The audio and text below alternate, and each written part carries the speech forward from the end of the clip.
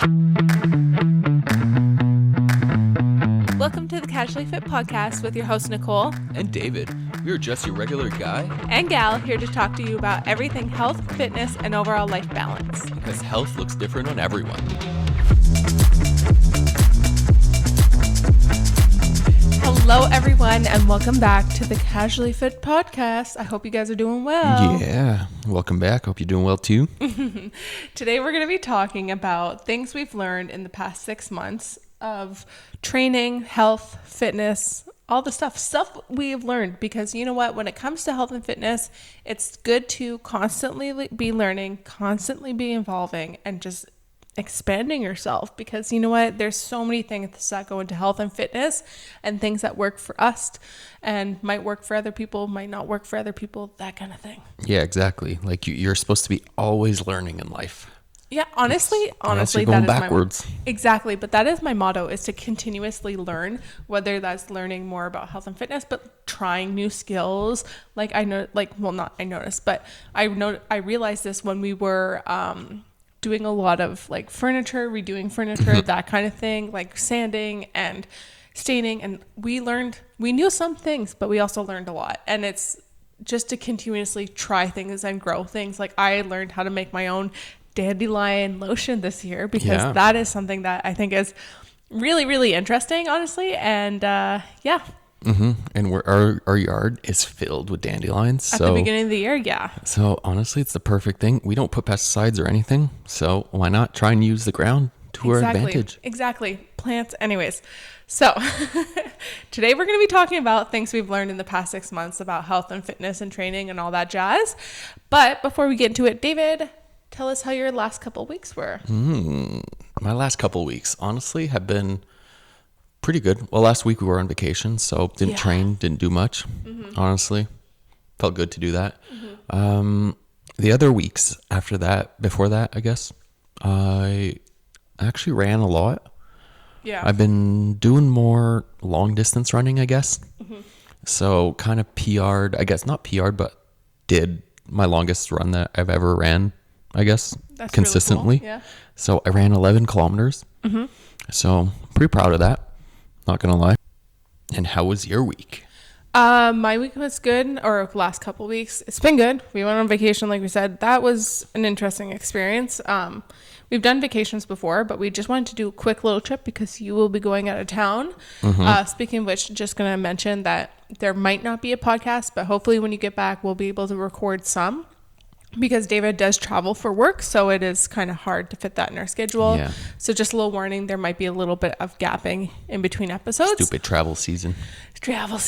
Anyways, so we decided to go away to the beach for a couple days, which was nice because it was really, really warm weather for September. Insane. The first couple days were a bit rough with a cranky toddler who didn't get a lot of sleep. And didn't want to sleep in his little pack and play. Yeah, he didn't want to sleep, but he also just was so overtired that he didn't, like, you know, when you're just overtired that you're not going to sleep. Yeah, it was rough the first couple days, but once he finally got some sleep, it was a lot better. But then we ended up leaving because we weren't there for that long. But nonetheless, it was good. I had fun. Seems like you had fun. Yeah.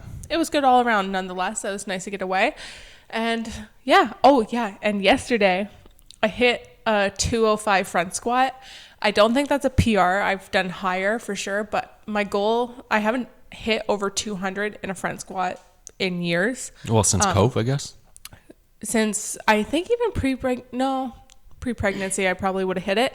So since pregnancy and postpartum, so this is almost 2 years that I haven't front squatted over 200 pounds. And I would say that is a freaking win for me. I was really, really happy. I failed 215. I did a huge jump, but I also wasn't feeling the best yesterday because I didn't feel very well during our vacation. Like we skipped meals, or we just ate like a little sandwich or something. Like we didn't eat very much protein. It was mostly carbs, and I really felt it in my body yesterday. I'm starting to feel a lot better, more energized, but definitely if you don't fuel for performance, you're not going to perform that well. And so, that was just not feeling the best, but I'm still happy nonetheless that I hit 205 for a front squat. That's good. That means I can start bringing up my clean number because 205 felt pretty good. Yeah. They look good too. Yeah, I mean, it was a little, but still good nonetheless. So I'm happy about that. And nothing crazy has been happening, I guess. I've been hitting some good numbers in the weights again, and I'm really, really happy. Well, that's good. Yeah. Glad to hear that. So before we get into our topic of today, David, do you have a recommendation? Yes, I do. Because honestly, we've been blasting some music, some Noah Kahan, I think. Kahan? I don't know how to say his last name. Kahan? But yeah, so we've been listening to him. I love him. I'm fucking obsessed with him. At first, you didn't like him. I was like, you should listen to him. Like, I honestly really like him. I have his album. You downloaded his album before me? Yeah. What? Yeah. I've had it for a while. Seriously? Yeah. Oh. And then I think I showed you the song with, I think it was like Post Malone did a song with him. That one, yes, I heard and I was hearing. And in my defense, okay, sometimes it takes me a little bit to get into an artist, but I wasn't liking his music because I felt like it was so overplayed on TikTok, some of the songs, and it was driving me nuts. But then when I actually sat down and actually listened through some of the songs, I was like, wait, these are fucking masterpieces. Like, I would just love to go see him in concert because some of these songs, there's such amazing buildup in the song. And then just imagine seeing that in real life, the buildup and the lyrics and everything, boom, it like, oh, sorry guys for the headphone users. Anyways, honestly, I think his music is really well done. Oh yeah. Really, and he's so underrated. I mean, he's gained a lot of popularity because of TikTok. But I am really good because also he's from New England, so we kind of get a lot of his references. Yes, because we live really close nice. to New Vermont, England, I guess. New Hampshire. We were just passing through New Hampshire. Yeah, like we live pretty close. Yeah, I like his stuff. So, what's your recommendation? My recommendation is actually a book. Now, I haven't exactly finished the entire book, but I just started reading it and I am honestly obsessed. I think the writing is really, really well done. And it's called Breeding Sweetgrass. So it's, by Robin Wall Kimmerer. I can't say her name. She's a Native woman and she kind of talks about just like us and the environment and how the Native way of, I guess, living is kind of give and take with the environment and the plants and everything like that, and how, Natives were really just like one with the environment kind of thing. Like it wasn't like with profiting from money or anything like that when it came to selling sweetgrass, which she talks a lot about, or just like, I was going to say it in French, des fraises, strawberries. Like they used to have wild strawberries and they used to pick them, but then someone else sells them and they, it's just like this really learning about being one with the earth. And I just really, really highly recommend it. It's so well written. I feel like I'm not doing it justice, but it is just please go read the book. Even if you just read the beginning, and the beginning is just so eye-opening. And especially if you're really into environmentalism and growing your own plants and just trying to garden or things like that, highly recommend. Yes. Cool. I can't wait to finish it. Anyway, so yeah, today we're going to be talking about, let's just switch gears, I guess. We're going to talk about the things that we've learned recently. So my stuff is kind of stuff that I've learned, I knew before, but I just neglected it. Whereas now I need to make a lot of those things my forefront of when it comes to a lot of my training. I guess this is more about training in the end. But David, do you want to go first? I think yours is mostly around running? Yeah, mine's like honestly just about running. Because that's your new I'm craze. A new running Oh my gosh, person guys. now. David is like, Annoying. He'll come up to me. He's like one of those like running guys that are like, oh my God, my cadence of this and this and this. I'm like, I have no idea what you're talking about, but okay. I love it though. I love that you're passionate about it. I'm not making fun of you. I just love that you're passionate about it. It's just so funny when you come up to me. I'm like, sure. Well, that's it. But like, honestly, before I kind of hated running. Like I didn't, because I didn't actually know how to run properly, I guess. Like when I ran, like I always like thought I had to run like super fucking fast to be able to do like, okay, I got to get a good 5K in. But in reality, that's not what running is about. Like, yeah, eventually when you run more, you get like better at running. Your times will get faster. But honestly, I've just learned to kind of like, just like enjoy running. like I put a podcast on, and that's honestly one of the things I learned is to slow down, just, I guess, run with a podcast going. Podcast kind of slows you down, eh? Yeah. So you recommended that to me actually, and Yeah. it made a huge fucking difference in my run. Like I felt like I could go so much longer because I wasn't like paying attention to my run. I was paying attention to the podcast. Yeah, that's it. So like, honestly, I play a podcast and then I just kind of like slowly, like I just kind of run. I don't try and go fast. Like I just try and keep a steady pace. But what really helps, honestly, is using like a Garmin watch or like just a fitness tracker to kind of see your average like mile time, I guess. Yeah. Because mine isn't mile time. So like when I first started doing this, my average mile time was like 13:20. So like that was like running pretty slow. Well, for the you, whole yeah, time. yeah. Like, but like I averaged it for like 10 kilometers. Yeah. But then like now I'm able to kind of keep a little faster pace, but also keep my heart rate down. So that's something that you focus on is just your pacing per mile, and then also because I've been honestly seeing a lot of TikToks and they're like, okay, you gotta do zone 2 training, go do all this, don't go zone 4 because that's like not good. Well, yeah, of it's course. like wasted miles. Yeah, but like honestly, just go out for a run. Worst case, if you're starting to get like, oh, your heart rate's a bit racing, walk. Well, what do you recommend? Like, so like when you're out for a run, do you recommend like, okay, your heart rate's starting to get up to like, I don't know, 160? Should you slow down? Yeah. And go for a walk till it drops down to a certain, like, do you have a kind of rule of thumb that you kind of follow? My rule of thumb is, well, obviously I look at my fitness tracker and typically a quick estimate of like zone 2, obviously it depends. Like if you actually, maybe we should do a whole podcast on different zones because that's like a new trendy thing. But we'll get into that another time. So pretty much what it is, like my zone 2 is 180 minus your age. So my zone 2 is about 150 beats per minute for my heart rate. So like I start off running, I know about if I run about a 12-minute mile, that my heart rate stays about 138-ish about for the first couple kilometers. And then once I hit about kilometer 3, 4, 5, then it starts going up to like the 145, 150. And then as soon as it gets to 160 and I see then I start trying to breathe properly to see if it can come down. If it doesn't, then I walk. I walk like until my heart rate drops back down to like 130. And then I start running again. Like cool. Before, like I did that when I did that the first time on my 8K run, I had to walk like 4 or 5 times. And now? And on the last time, I only walked twice. In that 11K? In the 11K. Wow, that's pretty good. So I'm pretty happy. But I averaged at the end about 156.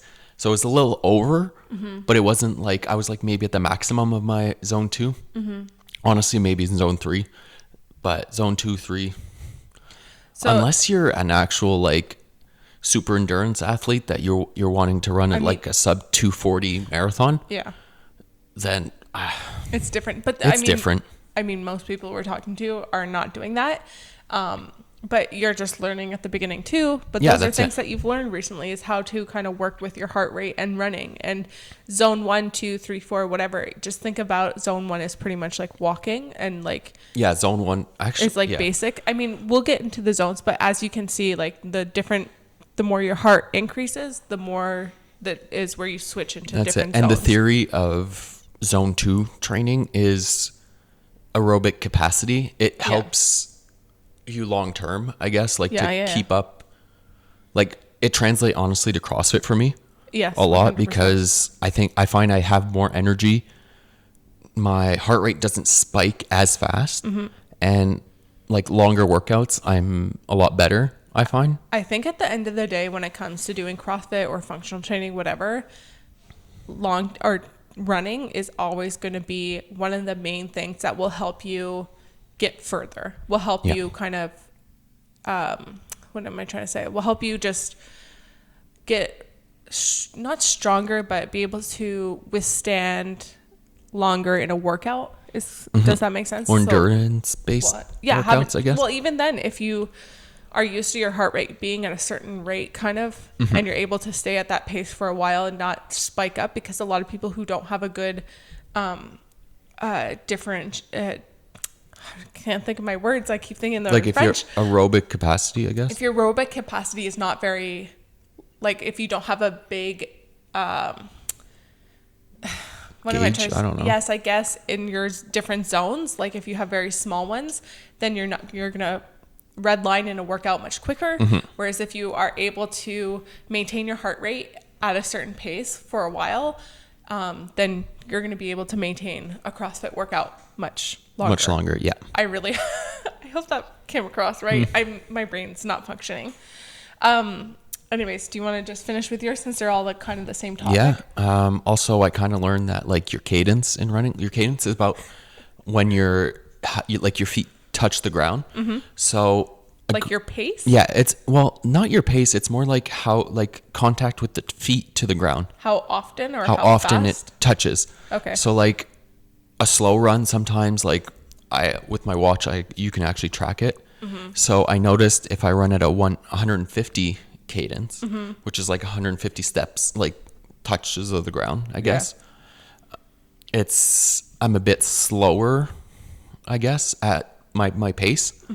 But like at some points I brought it up to about 165 and I was going a lot faster, but I felt like I wasn't as tired. And you track that on your watch, right? Yeah. Okay. On your watch, it says it. And then also it's a lot less pressure on your joints and knees and stuff, because you're not under tension as long. Think of like a long stride versus a short stride. A short stride seems like you're going to end up going faster. In theory, it seems like that, but in reality, that's not the case. No, but also like you don't want to be landing your feet ahead of you, like heel striking. Yeah. You want to be like hitting the ground right under you. That's how but also like you're going to be leaning forward a bit, so you're kind of almost falling, but you just kind of hit the ground with your feet at a faster rate. I guess.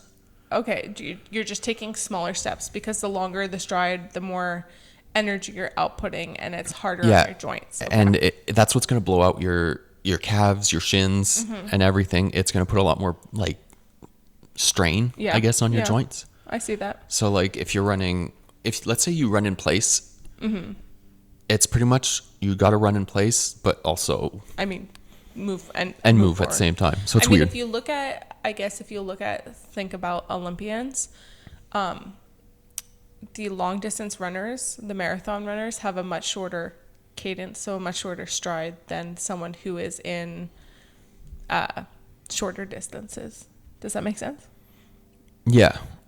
When I think about someone who's doing short distances, they're fucking like long stride booking it, right? And yes. The people who are in the marathon, but they're actually touching the ground more. Yes. Well, because your cadence is. Yes. Okay. I guess I'm not saying that right. I mean, I'm not super knowledgeable in that. You're teaching me everything, so I'm gonna leave it at that. Okay. Do you want to finish your last thing?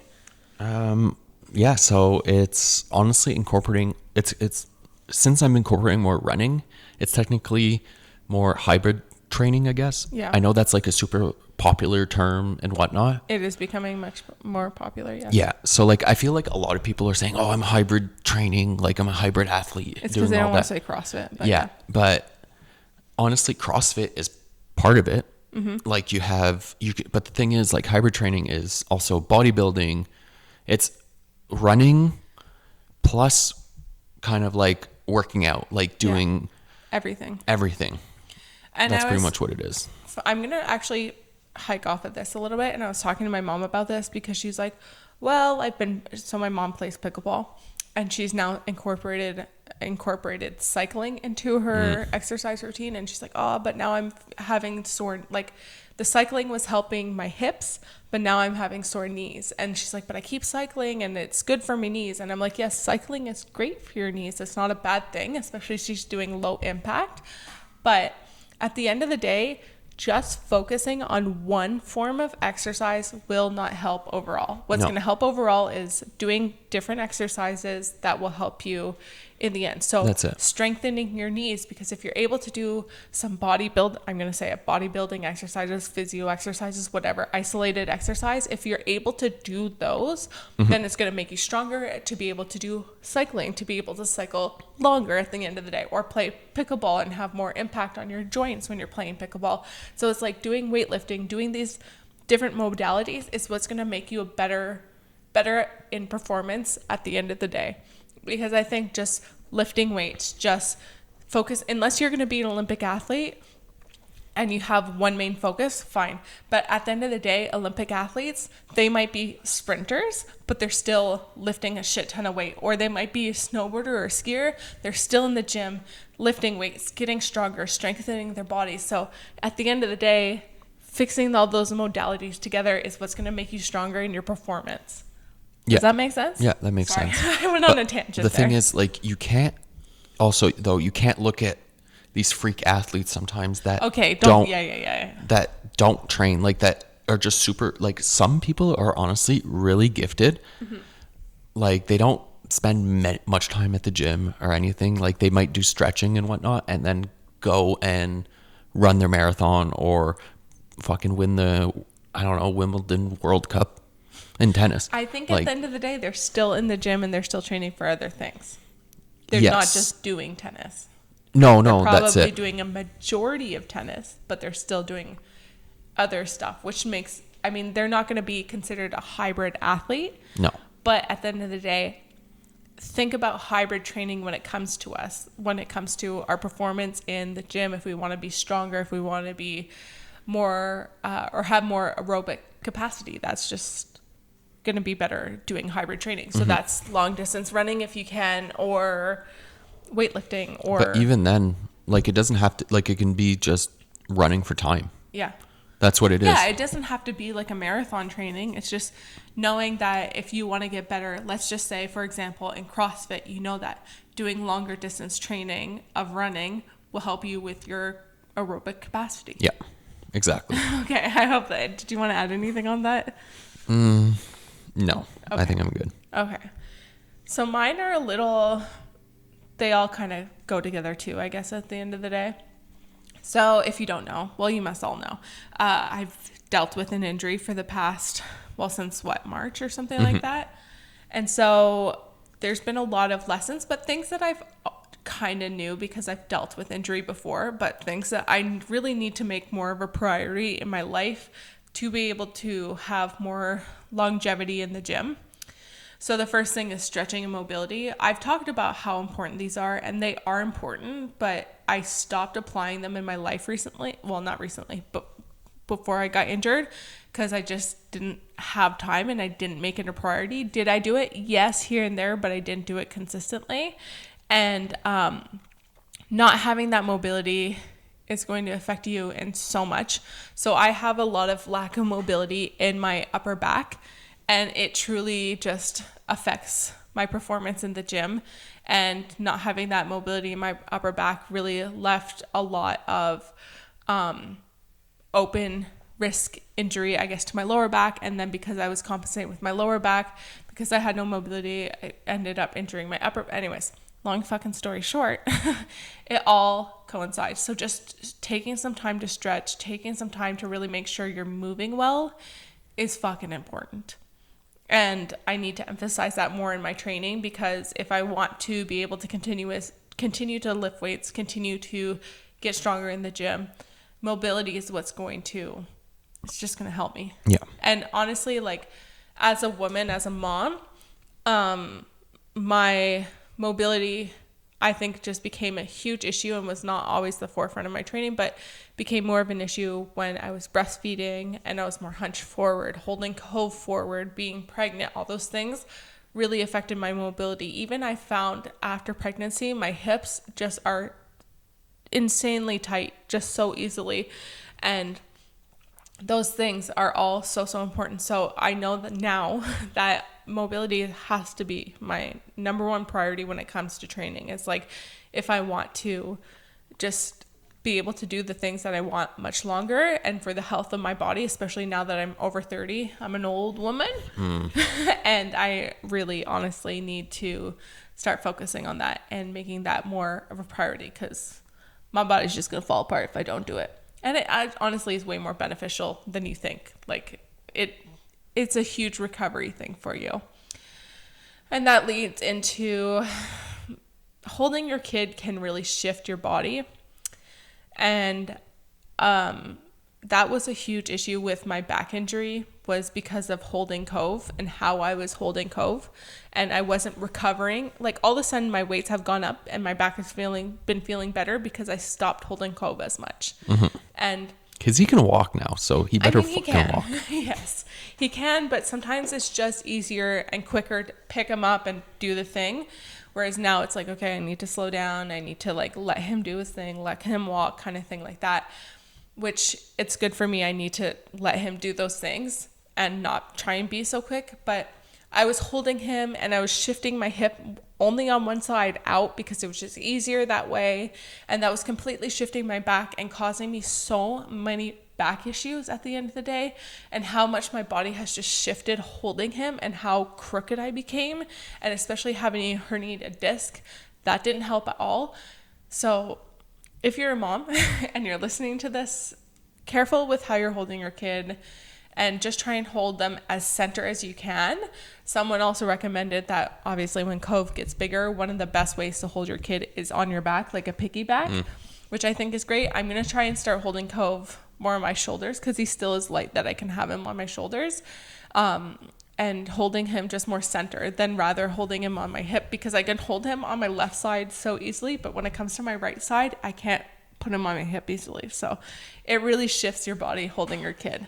And you've noticed that too recently, because you've been holding him a little bit more. Yeah, and honestly, I've started having a bit of pain in my like right underneath my shoulder blade. And yesterday I was like, oh man, like I'm holding it. And I'm like, oh fuck, it's like starting to hurt. Yeah. So yeah, so it's honestly to kind of be conscious of it, because when it happens, you're like, oh fuck, like it hurts all the time. So you're like, oh no. Yeah, I do agree with that. And it just took me one day not working, because we thought that the issue with my back was from working out and from hinging forward. But at the end of the day, it really was just, I was just not working out one day, and I was holding him for a long period of time, and my back hurt so bad. And it was because I was just holding him. So that's how I found out. Sad, I know.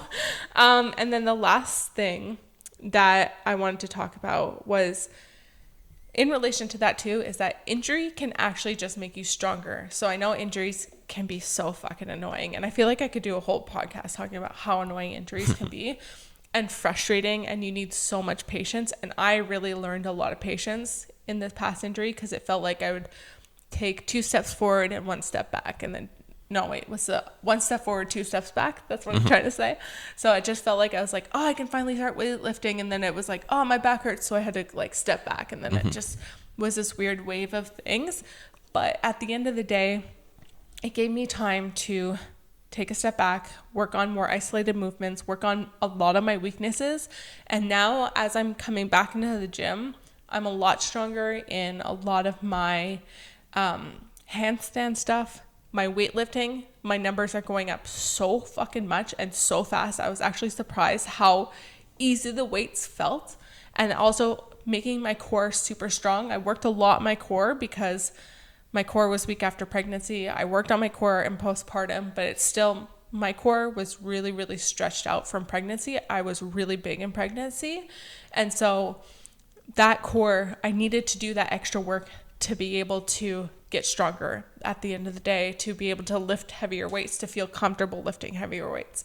So all those little things, and working on those little weaknesses, working on those little isolated movements, does not mean you're not doing anything when you're injured. It means you're just building more and more strength, so that when you come back, when you feel better after injury, or you recover from your injury, I should say, you're going to feel so much stronger, so much better, and you're going to come back stronger and better.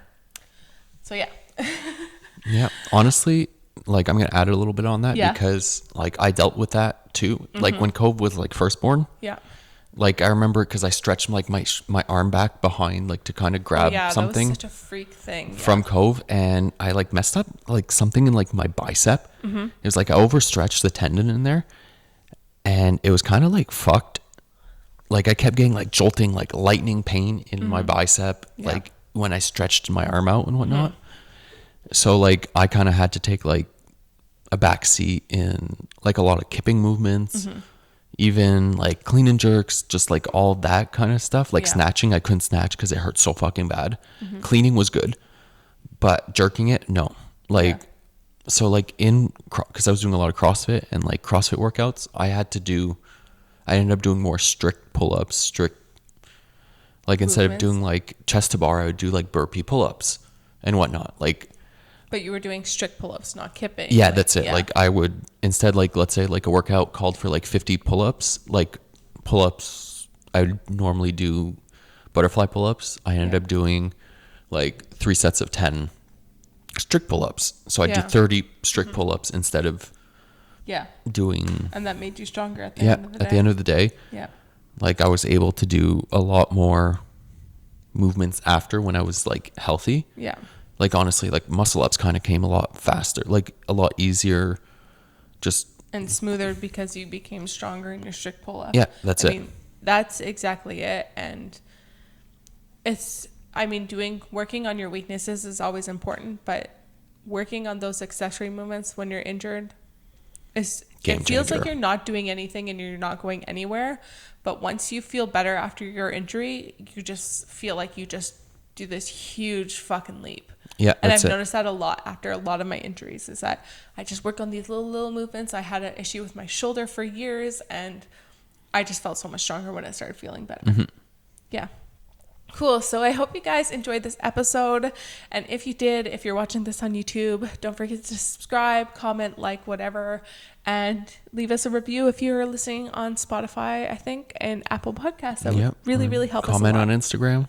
Yeah, follow us on Instagram at CasuallyFitPod. And yeah, thank you guys so much for listening. And we will see you guys or talk to you guys in the next episode. Bye.